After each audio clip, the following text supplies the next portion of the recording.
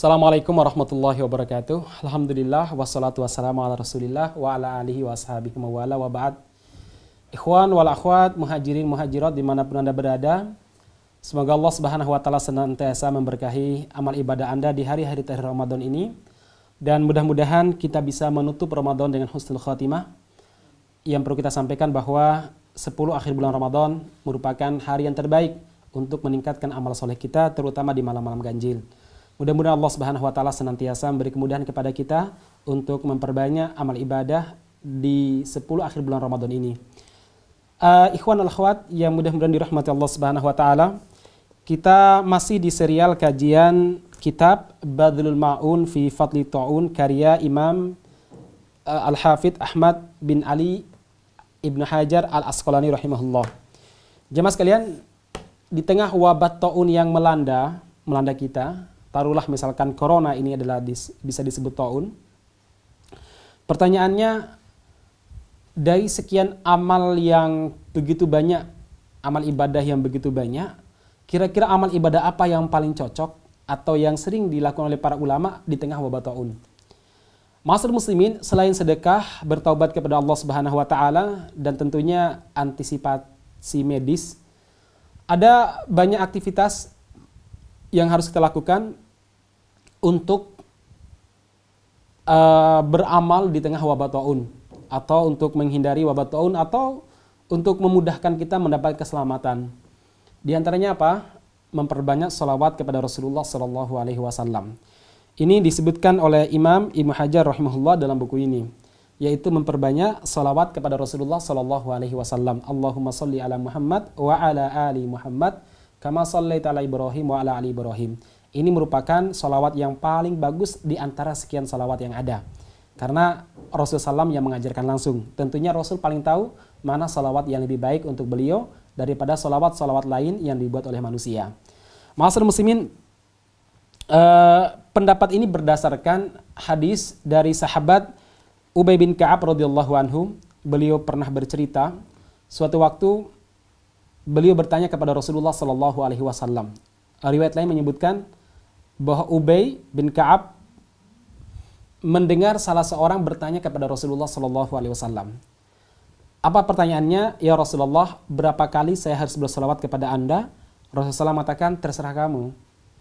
Kemudian sahabat ini mengatakan, ya Rasulullah, bagaimana kalau berselawat kepada Anda 1/4? Bagus, tapi kalau lebih banyak ya lebih baik. Kalau begitu ya Rasulullah, nisfah, separuh ya Rasul. Bagus, tapi kalau lebih banyak, kalau kamu tambah, itu lebih baik. Ya Rasulullah, kalau begitu saya akan berselawat kepadamu 2/4-nya. Baik, tapi kalau kamu tambah juga lebih baik. Kalau begitu ya Rasul, sebanyak-banyaknya saya tidak akan membatasi, akan berselawat kepada Anda ya Rasul. Lalu Rasulullah SAW mengatakan, idan tukfa hammuka wa yughfaru laka dhanbuka.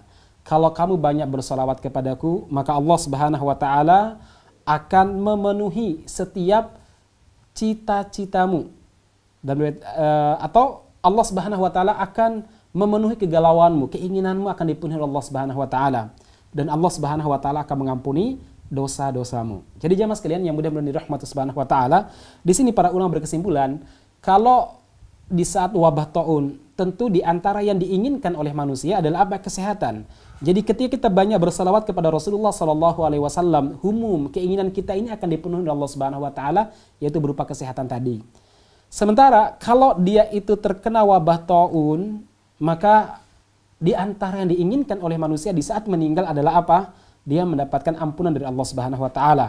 Dan salawat adalah solusi untuk mendapatkan dua-duanya. Keinginan tercapai, kemudian dosa-dosa diampuni oleh Allah Subhanahu wa taala. Memperbanyak selawat kepada Rasulullah sallallahu alaihi wasallam. Marilah ikhwas sekalian, para akhwat, kita basahi lidah kita basahi lisan kita dengan memperbanyak selawat kepada Rasulullah sallallahu alaihi wasallam. Niscaya cita-cita yang kita inginkan akan dimudahkan oleh Allah Subhanahu wa taala, apapun cita-citanya. Demikian juga dosa-dosa kita akan diampuni oleh Allah Subhanahu wa taala. Jadi kalau kita galau, kita bingung, perbanyaklah salawat kepada Rasulullah Sallallahu Alaihi Wasallam. Ma'asyiral muslimin yang mudah-mudahan dirahmati Allah Subhanahu Wa Taala. Selanjutnya apakah dibenarkan ketika wabah taun seperti ini kita berkumpul di sebuah tempat lalu berdoa, beristighosah, bermunajat bersama-sama sebagaimana ketika musim kemarau ada orang yang salat istisqa. Ma'asyiral muslimin yang mudah-mudahan dirahmati Allah Subhanahu wa taala, Imam Ibnu Hajar rahimahullah, demikian juga ulama-ulama lain mengatakan bahwa ini perbuatan yang bodoh, ya, perbuatan yang bodoh dan bisa memunculkan madorot yang sangat banyak. Beliau bercerita bahwa pernah pada zaman dulu, jamaah sekalian, beliau menyebutkan di sini, yaitu tahun 764 Hijriah. 764 Hijriah pernah di Damaskus terkena wabah taun yang luar biasa. Akhirnya sebagian tokoh yang minim ilmu agamanya, mereka menggerakkan massa untuk berkumpul di sebuah padang pasir yang sangat luas agar mereka bermunajat kepada Allah Subhanahu wa taala, beristighfar kepada Allah Subhanahu wa taala. Maka apa yang terjadi? Sepulang dari tempat tersebut, ternyata wabah taun justru semakin tersebar dan semakin masif, terutama mereka yang berkumpul di tempat tersebut. Ma'asyiral muslimin yang mudah-mudahan dirahmati Allah Subhanahu wa taala, sehingga para ulama memasukkan perbuatan seperti ini perbuatan bid'ah sekaligus perbuatan yang menimbulkan madharat terhadap manusia. Jadi kalau berkumpul di tengah wabah taun itu termasuk perbuatan yang menimbulkan madharat dan itu diharamkan bagi umat Islam. Ma'asyiral muslimin yang mudah-mudahan dirahmati Allah Subhanahu wa taala, ternyata keinginan yang baik tidak selamanya baik ketika tidak dilaksanakan dengan cara yang tidak baik. Jadi keinginan yang baik harus selaras dengan perbuatan yang baik, ataupun cara mewujudkannya harus dengan cara yang baik. Bahwa pernah beberapa salaf seperti Umar bin Abdul Aziz rahimahullah, Khalifah Umar bin Abdul Aziz, pernah suatu waktu beliau ini mengumpulkan kaum muslimin untuk beristighfar bersama-sama, berdoa dan bermunajat kepada Allah Subhanahu wa taala. Di saat terjadi gempa pada saat itu, iya, memang pernah beliau lakukan. Tetapi sekali lagi, antara gempa dengan taun itu berbeda. Gempa itu nggak ada virus yang bisa menyebar, tidak ada penyakit ataupun kuman yang bisa menyebar. Sementara taun ini ada virus, ada wabah yang bisa menyebar. Sehingga ketika berkumpul justru akan menjadi sarana penyebaran yang masif.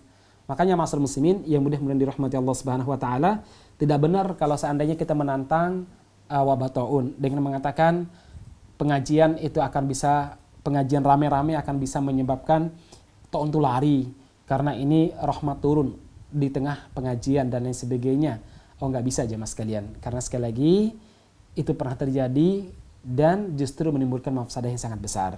Demikian, mudah-mudahan memberikan manfaat kepada kita semuanya. Barakallahu fikum ajma'in. Assalamualaikum warahmatullahi wabarakatuh.